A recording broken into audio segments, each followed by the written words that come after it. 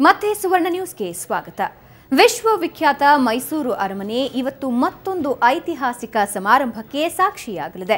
ಶ್ರೀಕಂಠದತ್ತ ನರಸಿಂಹರಾಜ ಒಡೆಯರ್ ಅವರ ಉತ್ತರಾಧಿಕಾರಿಯಾಗಿ ಯದುವೀರ ದತ್ತು ಸ್ವೀಕಾರಕ್ಕೆ ಧಾರ್ಮಿಕ ವಿಧಿವಿಧಾನಗಳು ನಡೀತಾ ಇವೆ.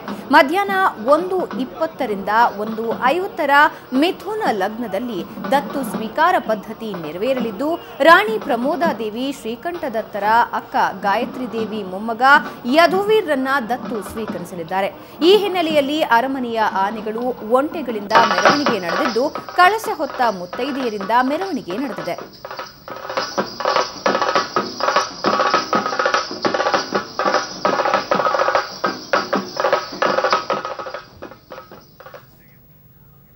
ಯದುವಂಶದ ಮುಂದಿನ ಉತ್ತರಾಧಿಕಾರಿ ಯದುವೀರ್ ಯಾವ ರೀತಿಯಾದಂತಹ ಆಚರಣೆಗಳನ್ನು ಅವರಿಗೆ ಮಾಡಲಾಗುತ್ತೆ ಅನ್ನೋದನ್ನ ನೋಡೋಣ ಬನ್ನಿ.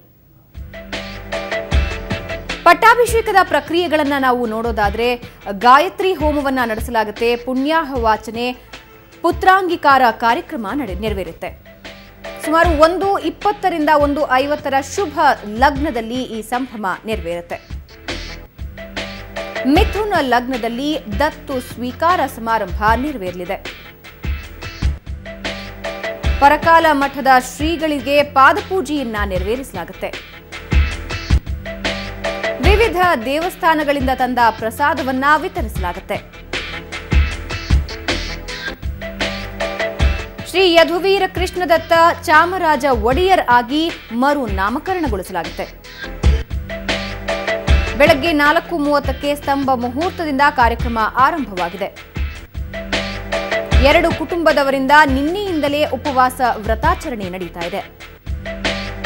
ಮಂಗಳ ಸ್ನಾನ ಮಾಡುವ ಮೂಲಕ ಸಾಂಪ್ರದಾಯಿಕ ಕಾರ್ಯಕ್ರಮಕ್ಕೆ ಚಾಲನೆ ನೀಡಲಾಗಿದೆ. ಅರಮನೆ ಪುರೋಹಿತರು ಜೋಯಿಸರ ಮಾರ್ಗದರ್ಶನದಲ್ಲಿ ಈ ಪೂಜಾ ಕೈಂಕರ್ಯಗಳು ನೆರವೇರ್ತಾ ಇವೆ. ಪರಕಾಲ ಮಠದ ಶ್ರೀಗಳು ಈ ಸಂಭ್ರಮ ಹಾಗೂ ಆಚರಣೆಯ ಸಂದರ್ಭದಲ್ಲಿ ಉಪಸ್ಥಿತರಿದ್ದಾರೆ. ವಿವಿಧ ಹೋಮ ಹವನೆಗಳು, ದತ್ತಕ ಹೋಮ, ಪುತ್ರ ಭಿಕ್ಷೆ ಕಾರ್ಯಕ್ರಮಗಳು ಜರುಗಲಿವೆ.